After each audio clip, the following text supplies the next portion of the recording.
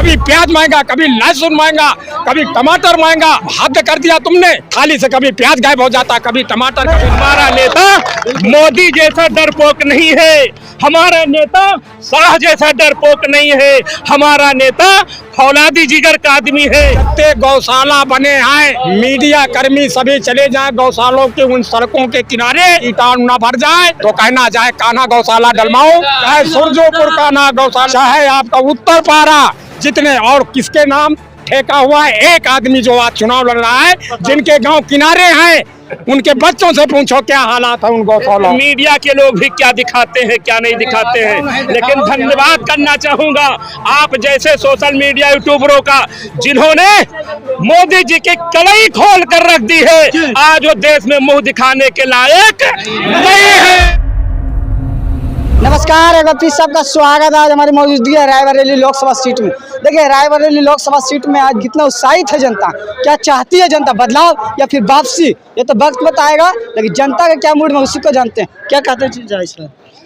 देखिए आप लोग मीडिया के लोग हो, आपको ये दिखाई पड़ना चाहिए कि जहां एक तरफ भारतीय जनता पार्टी अपने सत्ता का दुरुपयोग करते हुए जनता के हक हकों को मारने का काम कर रही है, जनता के हक हकों को मारते हुए इस देश के तमाम उन संस्थानों को बेच करके अपनी पार्टी चलाने का काम कर रही, पार्टी के संस्थानों को पार्टी का कार्यालय बनाने का काम कर रही।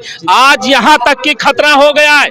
आप ये भीड़ दिखाइए, ये जनसैलाब दिखाइए कि माननीय राहुल गांधी जी ने जो इस देश के लिए त्याग और तपस्या करने का काम किया है, 4000 किलोमीटर पैदल चल के जो गरीबों के, किसानों की, मजदूरों की हालात को जानने का काम किया है, उसी की देन है कि आज यहाँ पर लोग भारी जनसैलाब उमड़ा हुआ है। दूसरी बात मैं आपसे कहना चाहूंगा, ये संस्थान ही नहीं बेचा है, इन्होंने इस देश को बर्बाद करने की जो कसम खाई है, तो यहाँ पर कांग्रेसी और इंडिया गठबंधन के लोगों ने, समाजवादी पार्टी के लोगों ने जो कसम खाते हैं कि हम भारत के संविधान को बदलेंगे, तो हम कसम खाते हैं कि ये इंडिया गठबंधन कसम खाता है कि हम भारतीय जनता पार्टी की सरकार बदल देंगे। यहाँ पर कोई संविधान बदलने की ताकत किसी में नहीं है। राहुल गांधी देश के नेता हैं, नायक हैं, बुलंद आवाज हैं, संविधान की रक्षा करने के लिए अपने आप को समर्पित करने वाले हैं। आपने उसके सामने एक अदने से आदमी का नाम करके हमारे नेता को शर्मिंदा मत कीजिए, उसके कद से बराबरी करने की कोशिश मत कीजिए। सवाल भूपेश बघेल जी ने बयान दिए हैं कि राहुल गांधी के बल्कि प्रत्याशी नहीं बल्कि प्रधानमंत्री रायबरेली भेज रही है। देखिए माननीय भूपेश बघेल जी कुर्मी पुत्र हैं, पिछड़ों के नेता हैं। छत्तीसगढ़ में जो उनके किसान से जाकर पूछो, उन्होंने गाय और भैंस, जानवरों के गोबर तक का 2-2 रुपया किलो बेचने का काम किया है, गौमूत्र भी खरीदने का काम किया है, किसानों की आय दोगुना करने का काम किया है। तो किसान पुत्र अगर जो कोई देश में है और किसानों के लिए किसी ने काम किया है, दबे कुचलों के लिए कोई बात करता है, तो भूपेश बघेल है। अगर जो भूपेश बघेल ने कहा है कि राहुल गांधी देश का प्रधानमंत्री होना चाहिए, तो उन्होंने सही कहा है, क्योंकि राहुल गांधी वो आदमी है जो अपनों के जीव नहीं भरता है, वो अपनों के लिए जीने और मरने का काम करता है। तो वही हमारा नेता होगा जो संविधान के लिए जिएगा, इस देश के लिए जीने का काम करेगा। हमारा नेता मोदी जैसा डरपोक नहीं है, हमारा नेता शाह जैसा डरपोक नहीं है, हमारा नेता फौलादी जिगर का आदमी है। आज मोदी जी ने उनकी सुरक्षा को कम कर दिया है। जिस परिवार में 2-2 लोग शहीद हो गए हो, जिनका खून इस मिट्टी में गिरा हो, आतंकवादियों ने उन्हें शहीद कर डाला हो, उसका पोता, उसका बेटा आज मरने को नहीं डरता, शहीद होने को नहीं डरता।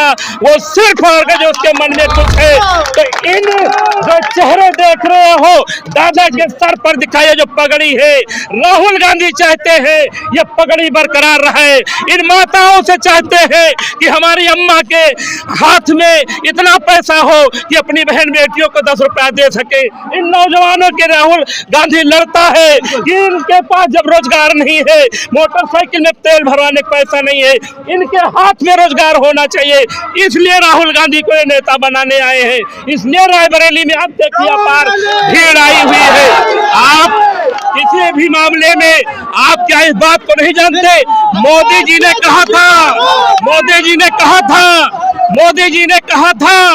कि हम आपका कर्जा माफ करेंगे।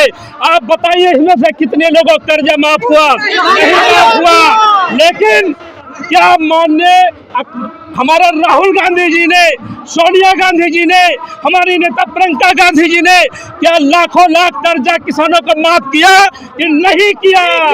किया है। यही 400 रुपए का सिलेंडर, ये अम्मा से हमारी पूछिए, 400 रुपए का सिलेंडर आज 1200 रुपए भरवाने का काम कर रहे हैं।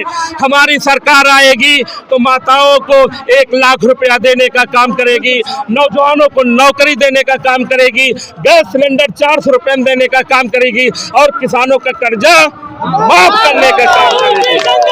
बीजेपी के राज महिलाओं का सम्मान मिला, बीजेपी के राज महिलाओं का सम्मान मिला। देखिए, बीजेपी अगर जो कहती है महिलाओं का सम्मान है तो इससे हंसी की बात कुछ नहीं हो सकती है। जब हाथरस में हमारी बेटी के साथ अन्याय हुआ तो हमारी बहन प्रियंका गांधी, चाहे रात रही, चाहे बरसात रही, चाहे लाठी चली, चाहे गोली चली, चाहे पुलिस ने उनको साथ इधर उधर बंद करने का काम किया, लेकिन हमारी नेता प्रियंका गांधी हाथरस की बेटी पर के दरवाजे पर खड़ी नजर आई। अभी आपने देखा मणिपुर में क्या हुआ। एक आपके बगल की नेता है स्मृति ईरानी क्या कहते हैं, हम जाहिल गवार लोग हैं, गांव के लोग हैं, उतनी बड़ी नेता को नहीं जानते थे। सुना है कि मीडिया में वहाँ टीवी एंकर थी, टीवी में काम करने का काम करती थी।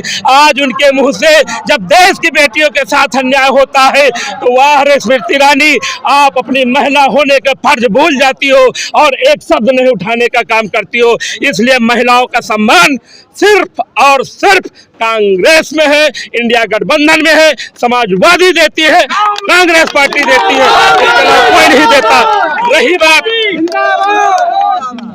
आप एक बात समझिए, महंगाई पर क्या 1000 का 1200 का 1200। अच्छा, तो महंगाई कुछ लग रहा है, असर पड़ता है? अरे असर सब धर पर अब राणन मेहरारू के चूल्हा फूंकी थे, चूल्हा भी फूंक रहा है, गैस है, गैस है तो 12000 का गैस कहाँ भरा पाऊंगा भैया? जितने गैस सिलेंडर मिले ही सब रखे मुसौला में, तो भाई गैस भरवाओ खातिर पैसा नहीं तो कहाँ गैस भराई है? आप लोग पत्रकार खुदे आप जानत हो कि गैस सिलेंडर सब रखे मुसौला में है, ये पैसा नहीं गैस भरवावे के लिए।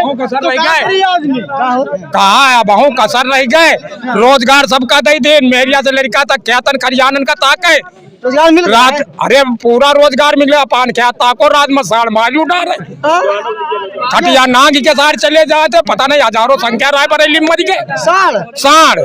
और ज्यादा नहीं कहे, कौनो जत्ते गौशाला बने हैं, मीडिया कर्मी सभी चले जाए गौशालों के उन सड़कों के किनारे, और अगर उनके बुखार और कीटाणु न भर जाए तो कहना जाए कान्हा गौशाला डलमाऊ, चाहे सुरजोपुर कान्हा गौशाला बेला खारा, चाहे आपका उत्तर पारा, जितने और किसके नाम ठेका हुआ है। एक आदमी जो आज चुनाव लड़ रहा है, जानवरों को जिस तरह उन रोडों पे चलना दूभर है, जिनके गांव किनारे हैं उनके बच्चों से पूछो क्या हालात है उन गौशालाओं।